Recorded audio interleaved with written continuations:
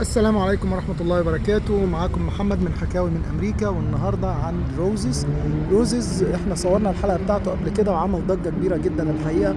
كنتش متخيل ان هو يعني انتوا تحبوه للدرجة دي، ولكن يعني لاقى إقبال يعني. فهنعمل ان شاء الله حلقة تانية النهاردة من روزز، وهنذكر بعض المعلومات عنه.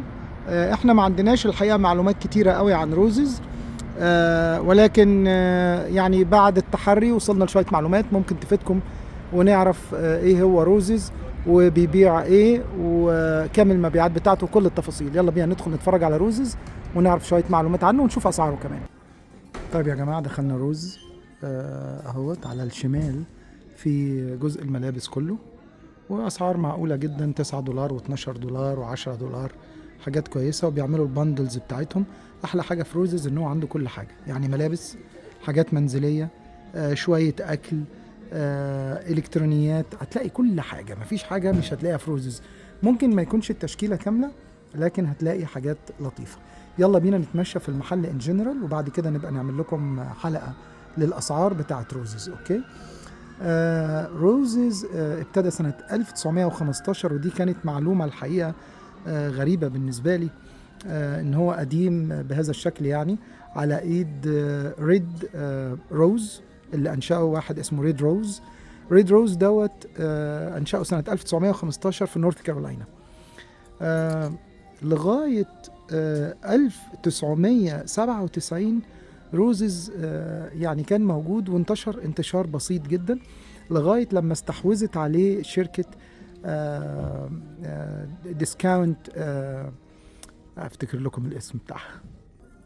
استحوذت عليه شركة ديسكاونت فرايتي، ومن ساعتها بقى وهو انتشر. ولكن هي سلسلة مش زي السلاسل والمارت وراس والحاجات التانية ديت اللي احنا عارفينها. لا، هو أقل شوية، يعني بيحاول ينجح في البدايات بتاعة النجاح، بدايات متأخرة شوية بس يعني بيحاول.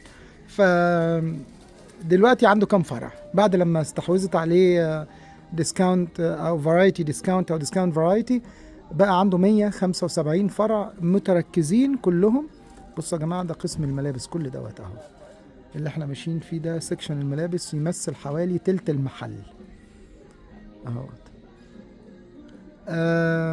موجودين في 175، عندهم 175 فرع في حوالي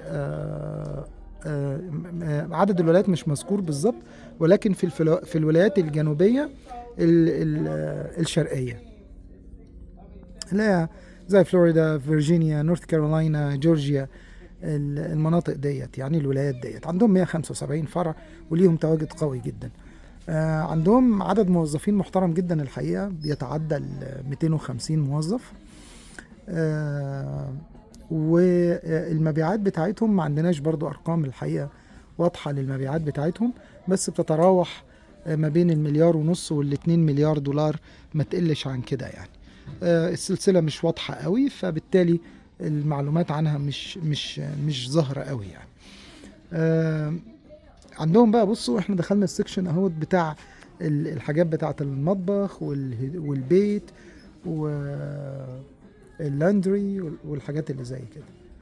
عندهم برضو سكشن بتاع اكل، ممكن نروح نعدي عليه ونبص عليه بسرعة. انتوا اتفرجوا بس على الايلز واتفرجوا على السكشنز بتاعته، وهنعمل لكم حلقة كاملة عن روزز فيها الاسعار بتاعته. اكتبوا لي في التعليقات بس حابين تشوفوا اني سيكشن واحنا ممكن نركز عليه. دوت سيكشن العربيات، ومش كله عربيات برضو الحقيقة، يعني في الستيبلر ديت $9، وديت الحاجات التقليدية اللي موجودة في المحلات كلها. روزز بيحاول ان هو يكون في النص، يعني مش $1 ستور اكبر من $1 ستور، والسلكشن يكون اكبر شوية من $1 ستور، وفي نفس الوقت ما يعليش الافريج برايس بتاع اليونت، يعني القطعة الواحدة تبقى دايما في حتة من 10 15 $20 وانت نازل، ما تعلاش عن كده. بيستهدف تارجت، بيستهدف شريحة معينة من الناس، بيتارجت سيجمنت معينة.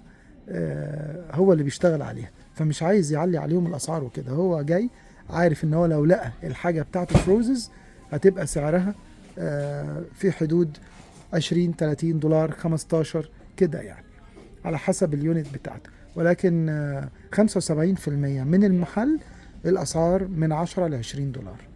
تعالوا نبص شويه. طبعا بالنسبه لحاجات الاكل بتبقى محدوده، يعني كلها عصاير، الحاجات النواشف كده، القصص ديت يعني.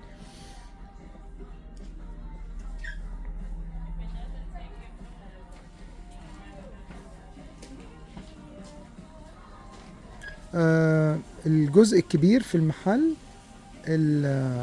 الملابس. الملابس مركزين عليها. انتوا ادرى مني يمكن بقى بالملابس، انا يعني مش شايفها قوي، انا مش شفتش فيها براندات. احنا صورنا فيه قبل كده الحقيقه، بس ما عملناش حلقه اسعار. هنعمل حلقه اسعار. بصوا يا جماعه التونه والحاجه، طبعا بيحاول جاهدا ان هو ما يبقاش اغلى من ال1 دولار ستور اهو. وحاجات تانية يعني. هو طبعا ديفينتلي يعني انا اعتقد ان هو بيكافح، لو لقى حد يشتريه هيتباع، ولو اتباع لشركة كبيرة هيعمل ضجة محترمة، لان اماكنه كويسة، الاماكن بتاعته وبيقدم حاجة. لكن يعني محتاج حد يفكر له شوية، يعني مش زي راس والحاجات التانية والسلاسل التانية. لكن هو ليه مكان في السوق، خاصة في الولايات الجنوبية الشرقية. وديت حاجات ديودرنتس وحاجات زي كده. طيب ماشي، خلينا نلتقي ان شاء الله مرة تانية ونتفرج بقى على الاسعار بتاعته. نشوف كم ايتم محترمين كده ونشوف الاسعار بتاعتهم.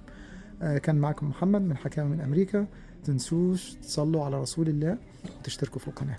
اللهم صل وسلم وبارك على سيدنا محمد. السلام عليكم ورحمة الله وبركاته.